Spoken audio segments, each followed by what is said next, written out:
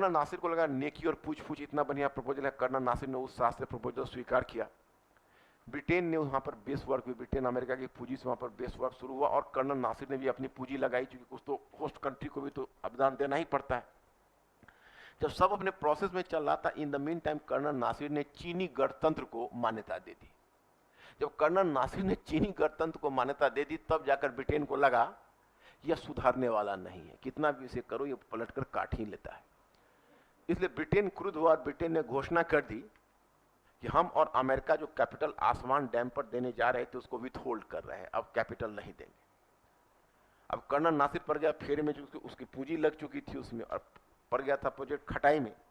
तो colonel Nasser ने गुस्सा खाकर सुएज नहर का राष्ट्रीयकरण कर दिया और ब्रिटेन का जो लीज था उसको रद्द कर दिया और तर्क यह दिया कि चूंकि हमें आसमान डैम को बनाने में अतिरिक्त पैसों की जरूरत पड़ेगी, इसलिए हमें उस पर लेना है और हम किसी प्रकार से हमको रकम चाहिए, इसलिए हम इसका राष्ट्रीयकरण कर रहे हैं। बस इसी पर ब्रिटेन फ्रांस के साथ मिलकर, और इजराइल तो पहले से ही तैयार था, जब भी कोई अरब कंट्रीज की बात होती थी तो फ्रांस और इजराइल के साथ मिलकर 1956 में उसने मिस्र पर आक्रमण कर दिया। इसी को इतिहास में सुएज नहर संकट के नाम से जाना जाता है। तो जिस समय अटैक हुआ मिस्र पर, तो उसी समय कर्नल नासिर ने त्यागपत्र दे दिया राष्ट्रपति के पद। राष्ट्रपति क्या, तो तानाशाह था, लेकिन पूरी दुनिया की सहानुभूति कर्नल नासिर को मिली। इधर जवाहरलाल नेहरू भी सक्रिय हो गए, तृतीय विश्व को लीड किया, कर्नल नासिर का समर्थन किया। उधर सबसे दिलचस्प बात यह हो गई कि ब्रिटेन, फ्रांस और इजराइल, इसके अगेंस्ट में यूएनओ में मामला आया तो ब्रिटेन और फ्रांस दोनों तो वीटो इंजॉइंग पावर थे, तो दोनों तो तुरंत उसको वीटो कर दिया, तो प्रपोजल तो डाउन हो गया। लेकिन वो यूएनओ के इतिहास में एक बड़ा अभूतपूर्व घटना हुई। पहली बार यूएनओ के इतिहास में ऐसा हुआ कि संयुक्त राज्य अमेरिका और सोवियत रूस दोनों ने मिलकर वोटिंग कर दी ब्रिटेन के अगेंस्ट में, ब्रिटेन और फ्रांस के अगेंस्ट में। ऐसा कभी हुआ नहीं था। इसका कारण यह था कि उस समय अमेरिकी राष्ट्रपति आइजनहावर का री इलेक्शन अमेरिका में होने वाला था और अमेरिकी जनमत ब्रिटेन और फ्रांस को आक्रामक समझ रही थी और अमेरिका में भी ब्रिटेन और फ्रांस की आक्रामक नीति के विरुद्ध प्रतिक्रिया हो रही थी। तो अब आइजनहावर को लगा कि थोड़ा भी हम ब्रिटेन और फ्रांस के साथ अगर सिंपैथी दिखाएंगे तो फिर हम चुनाव हार जाएंगे। तो इस डर से अमेरिका ने भी समर्थन कर दिया कर्नल नासिर को।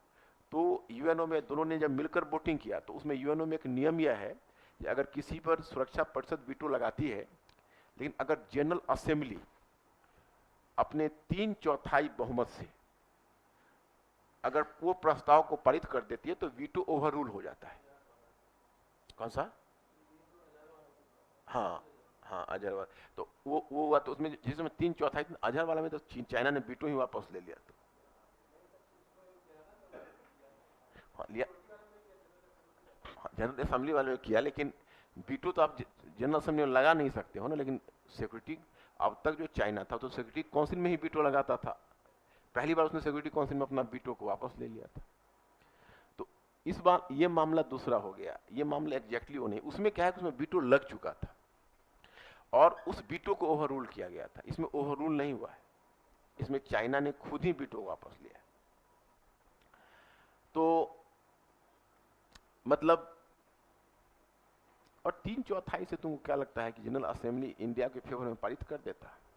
हमको नहीं लगता, इतना बहुमत नहीं मिलता। चाइना का तो बहुत बड़ा हैसियत हो गई ना, इतना रोल बिल्ड बना दिया है पूरी दुनिया में, बहुत सारे देश उसके समर्थन में भी खड़े हो जाए। बड़ी मुश्किल है आज की तारीख में यूएनओ में 3/4 बहुमत किसी भी कंट्री के लिए जुटाना मुश्किल है। और तो और छोड़ो, पैलेस्टाइन को पहले मिला। पैलेस्टाइन जो स्टेटहुड के लिए प्रयास कर रहा है, इंडिया भी वोटिंग करते हुए कतराता है। हालांकि इंडिया ने अब तक समर्थन दिया है, इंडिया भी बार बार कभी देता है, कभी हिचक जाता है, कभी रुक जाता है। तो बहुत बार में ईरान वाले में पहले इंडिया ने हिम्मत की। तुम देखते हो इंडिया ईरान के अगेंस्ट में एम्बार्गो लगा तो इंडिया ने हिम्मत नहीं की। उसका कारण भी है कि ईरान का भी अपना एक, डोनाल्ड ट्रंप तो खैर बहुत ज्यादती कर रहा है, लेकिन ईरान का भी जो शुरू में पकड़ा गया था, इससे पहले भी जो वोटिंग हुई थी तो इंडिया ईरान का समर्थन नहीं किया था। इसका कारण क्या था कि ईरान जो है एनपीटी साइन किया हुआ था, नॉन प्रोलिफरेशन ट्रीटी, और फिर परमाणु हथियार बना था। अब इंडिया का है तो इंडिया ने अपना एनपीटी साइन नहीं किया कि हम नहीं करें। और जो कंट्री एनपीटी साइन कर चुका, वो फिर आप ईंधन को आप परिष्कृत कर रहे हो, तो आपका इरादा है परमाणु हथियार बनाने का, तो एनपीटी का फिर कोई मतलब होता है तो आपको साइन नहीं करना चाहिए। ये चुपके चुपके वाला तरीका तो गलत है ना। इसमें तो पूरी दुनिया में अगर परमाणु हथियार फैल गए तो आतंकवादी के अगर हाथ लग गए तो सोचो क्या होगा। सबसे बड़ा डर तो ये है कि हमें किसी से कोई शिकायत नहीं भैया, हमको तो कभी कभी लगता है कि अगर जबरन रोकता है वो भी अपने ढंग से ठीक है, लेकिन दिक्कत ये है अमेरिका के साथ जो भेदभाव की नीति अगर ना रखे तो परमाणु हथियार ना फैले दुनिया में तो ज्यादा अच्छा है ना। किसी दिन अगर लग गया परमाणु हथियार तो छोड़ो, रासायनिक हथियार और जैविक हथियार अगर हाथ लग गए आतंकवादियों को, पता चला कि शहर का शहर सुहा कर देगा। उसको तो फिदा ही नहीं, उसको कोई डर है मरने का, खुद साइनाइड खा लेगा। तो बहुत दुनिया में देखो, ये बहुत शीत युद्ध से भी बड़ी चीज हो गई। आतंकवाद है, उस शीत युद्ध से भी बड़ा खतरा है। और हम लोग तो शीत युद्ध का काल देखे हुए हैं, तो लोग शीतोत्तर युद्ध का काल देख रहे हो। लेकिन ये जो युद्ध है जो 1990 के बाद शुरू हुआ है, पिछले 2 दशकों में, 2 दशक या 3 दशक हो गए, इन 3 दशक में दुनिया का जो रूपरेखा बदली है कह नहीं सकते। ऐसी सूचना प्रौद्योगिकी, आतंकवाद,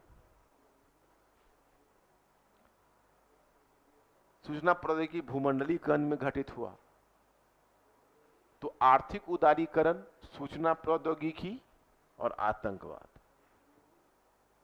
इन तीनों को 3 छोर पर रखो और दुनिया में जितना चेंजेज हुआ है सबकी व्याख्या इन्हीं तीनों के आधार पर मिल जाएगी। तो सुएज नहर संकट में ब्रिटेन को और फ्रांस को निकलना पड़ा, क्योंकि वीटो ओवर रूल हो गया, तो उनको निकलना पड़ा। बड़े बेआबरू होकर तेरे कूचे से हम निकले वाली बात हो गई। लेकिन अब क्या हुआ कि उनको निकलना ही था। अब इसका जो रिपरकशन अगर आप देखोगे तो उसका रिपरकशन बहुत अपने आप में दिलचस्प है, क्योंकि पहले सुएज नहर संकट से पहले पश्चिम एशिया और अरब क्षेत्र पर अमेरिका का वर्चस्व था। अब उसका वर्चस्व टूट गया, सॉरी सोवियत हाँ ब्रिटेन का वर्चस्व था, ब्रिटेन का वर्चस्व टूट गया और अमेरिका का वर्चस्व स्थापित हो गया। तो एक लूजिंग पावर गया, एक गेनिंग पावर ने कब्जा कर लिया पश्चिम एशिया और अरब क्षेत्र पर अपना प्रभाव क्षेत्र पर। जो क्यूबा प्रक्षेपात संकट है वो क्यूबा से जुड़ा हुआ मुद्दा है। 1959 में क्यूबा में जो सरकार थी, क्योंकि लैटिन मुनरो सिद्धांत के समय से ही लैटिन अमेरिकी सरकारों पर अमेरिका का वर्चस्व स्थापित था, तो एक अमेरिका की पिट्ठू सरकार थी जो 1959 तक रूल कर रही थी क्यूबा में। फिर एक गुरिल्ला लीडर था, गुरिल्ला लीडर तो समझती होगी कुछ, गुरिल्ला लीडर था, उसका नाम था फिडेल कास्ट्रो। वो पहले कम्युनिस्ट नहीं था, गुरिल्ला लीडर था, मतलब एक तरह से मिलिशिया कह सकते हो। उसने क्या किया कि क्यूबा में सत्ता पर कब्जा कर लिया 59 में, और सत्ता पर कब्जा करने का उसने एंटी अमेरिकन पॉलिसी अपनाते हुए जो अमेरिका के प्रभाव क्षेत्र पर। जो क्यूबा प्रक्षेपात संकट है वो क्यूबा से जुड़ा हुआ मुद्दा है। 1959 में क्यूबा में जो सरकार थी, क्योंकि लैटिन मुनरो सिद्धांत के समय से ही लैटिन अमेरिकी सरकारों पर अमेरिका का वर्चस्व स्थापित था, तो एक अमेरिका की पिट्ठू सरकार थी जो 1959 तक रूल कर रही थी क्यूबा में। फिर एक गुरिल्ला लीडर था, गुरिल्ला लीडर तो समझती होगी कुछ, गुरिल्ला लीडर था, उसका नाम था फिडेल कास्ट्रो। वो पहले कम्युनिस्ट नहीं था, गुरिल्ला लीडर था, मतलब एक तरह से मिलिशिया कह सकते हो। उसने क्या किया कि क्यूबा में सत्ता पर कब्जा कर लिया 59 में, और सत्ता पर कब्जा करने का उसने एंटी अमेरिकन पॉलिसी अपनाते हुए जो अमेरिका की जो कंपनी थी उसका राष्ट्रीयकरण करना शुरू कर दिया। तो अमेरिकी कंपनी को राष्ट्रीयकरण करने का मतलब है कि संयुक्त राज्य अमेरिका की पूंजी क्यूबा में डूबने लगी। तो संयुक्त राज्य अमेरिका काफी गुस्सा खाया और उसने फिडेल कास्ट्रो को दंडित करने का निर्णय लिया। तो पहले तो उसने आर्थिक नाकेबंदी भी लगाई, पहले उसकी जो चुकंदर का, चीनी आदि का आयात क्यूबा से करता था उस पर रोक लगा दी। क्यूबा की अर्थव्यवस्था को झटका लगेगा, लेकिन उसे बहुत फर्क नहीं पड़ा। तो फिर CIA को डिप्यूट करके उसने फिडेल कास्ट्रो की हत्या कराने का भी प्रयास किया, तो उसमें भी उसको सफलता नहीं मिली, क्योंकि फिडेल कास्ट्रो बच गया। लेकिन तब फिडेल कास्ट्रो को अपनी सुरक्षा का खतरा सताने लगा, क्योंकि आप जानते हो संयुक्त अमेरिका से 90-100 किलोमीटर दूर क्यूबा जैसा एक छोटा सा देश, कैरिबियाई देश, और वह अमेरिका से मुकाबला कैसे कर सकता था, किसी समय अमेरिका उसको टपका देता। तो अब वह यह कोशिश करने लगा कि भाई हम भी अमेरिका के जो शत्रु देश है उसे सहायता प्राप्त करें। तब उसने सोवियत रूस की तरफ हाथ हिलाया। सोवियत रूस का प्रधान उसमें ख्रुश्चेव था। तो ख्रुश्चेव भी सोच रहा था, या सोवियत रूस को भी ऐसा लग रहा था, क्योंकि अमेरिका ने तो पूरे यूरोप पर अपना प्रभाव क्षेत्र बनाया हुआ था, बस सोवियत रूस के बगल में जर्मनी में उसके मिसाइल लगे हुए थे, तुर्की में मिसाइल लगे हुए थे, और अभी तक सोवियत रूस का अमेरिकी महाद्वीप में कहीं पर पैर नहीं जमा था। तो सोवियत रूस को यह मौका लगा कि अब समय आ गया कि हम अमेरिकी महाद्वीप में अपना पैर जमा लें। तो सोवियत रूस ने तुरंत यहाँ से फिडल कास्ट्रो से गर्मजोशी से उसके प्रस्ताव का स्वागत किया और फिर उसने फिडल कास्ट्रो को एक तरीके से, अगर आप देखो तो उसने फिडल कास्ट्रो को ये प्रपोजल दिया कि हम आपकी सुरक्षा के लिए परमाणु हथियार दे सकते हैं, और तब वो मीडियम रेंज के परमाणु मिसाइल उसने क्यूबा में लगा दिए। अब बड़े चुपके से लगाए, संयुक्त अमेरिका को इसकी खबर नहीं थी। लेकिन चूंकि पूरे लैटिन अमेरिका पर तो संयुक्त अमेरिका के टोही विमान मर्राते रहते थे, उसी तरह से अमेरिका का एक U-2 नामक टोही विमान था जो क्यूबा के आकाश से गुजर रहा था। तो उसने मीडियम रेंज की इस मिसाइल का फोटोग्राफ लिया और फिर अमेरिकी प्रेसिडेंट जॉन एफ कैनेडी के सामने वो फोटोग्राफ रखा और उसने ये चीज बताई, जॉन एफ कैनेडी को कहा, सूचना दी। तो जॉन एफ कैनेडी काफी गुस्सा खा गया। खाने के बाद जॉन एफ कैनेडी ने निर्णय लिया कि नहीं, अब हम इसके लिए कुछ न कुछ प्रतिकार अवश्य करेंगे, और उसने तुरंत यहां से सोवियत रूस को चेतावनी दी, क्रुश्चेव को, कि आप अविलंब क्यूबा से अपना प्रक्षेपास्त्र हटा लीजिए। और उसने मुनरो सिद्धांत को पुनर्जीवित किया कि क्यूबा संयुक्त अमेरिका का गलियारा है और उसमें कोई बाह्य शक्ति अगर हस्तक्षेप करती है तो अमेरिका के आंतरिक मामले में हस्तक्षेप होगा। लेकिन ख्रुश्चेव ने बिल्कुल ही दो टूक जवाब दिया कि भाई हम आपके प्रक्षेपास्त्र हम अपना नहीं हटाएंगे वहां से, बल्कि उन प्रक्षेपास्त्रों को हटाना तो दूर रहा, हम कुछ नए प्रक्षेपास्त्र लगाने जा रहे हैं। ये संयुक्त अमेरिका ने चुनौती दी कि आप प्रक्षेपास्त्र लाइए, हम रोकेंगे उसको। तो इधर से सोवियत रूस के जहाज पर जो युद्धपोत है उस पर परमाणु हथियार से लैस होकर भूमध्य सागर से निकलकर अटलांटिक महासागर की तरफ चल दिया। उधर संयुक्त अमेरिका ने अपने युद्धपोत को परमाणु हथियारों से लैस करके और तब अटलांटिक महासागर में क्यूबा के पास रोककर खड़े कर दिए कि सोवियत रूस के जहाज को जाने की अनुमति ना दो।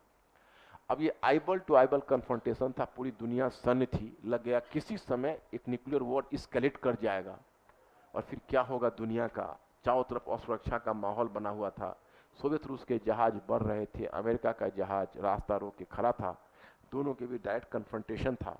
तो ऐसी स्थिति में फिर सोवियत रूस ने, ख्रुश्चेव ने अपनी समझौतावादी रुख अपनाते हुए जब वो जहाज निकट पहुंचा तब उसने सोवियत रूस के युद्धपोतों को आदेश दिया कि आप वहां से यू टर्न लेके वापस आ जाओ। सोवियत रूस ने डायरेक्ट उसे कोलिशन नहीं किया।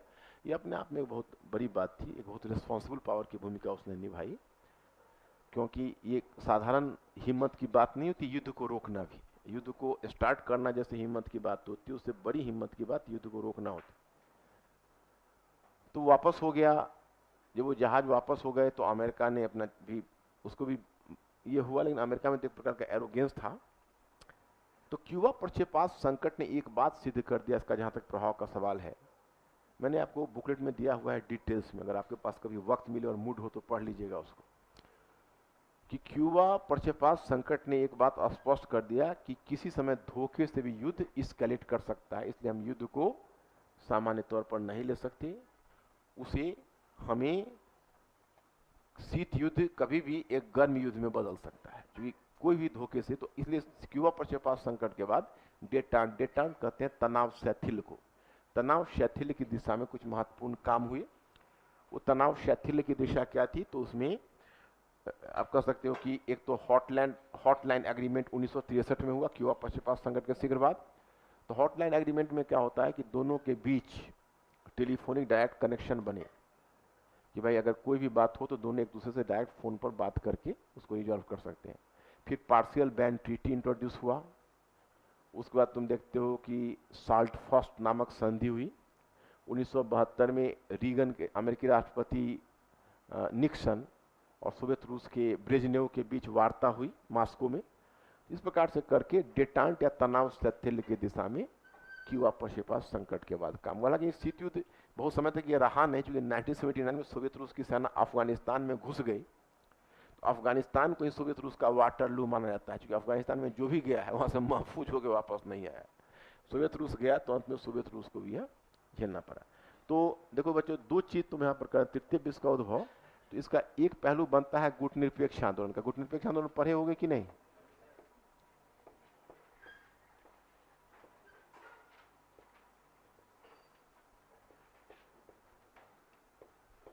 गुटनिरपेक्ष आंदोलन। और दूसरा बनता है शीत युद्ध का विस्तार।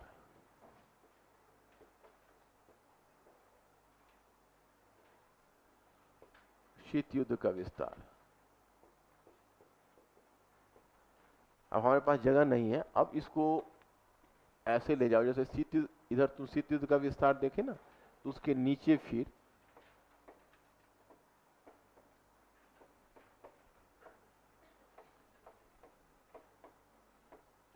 इसी से जुड़ा हुआ मुद्दा यहीं पर बना लो, शीत युद्ध का अंत,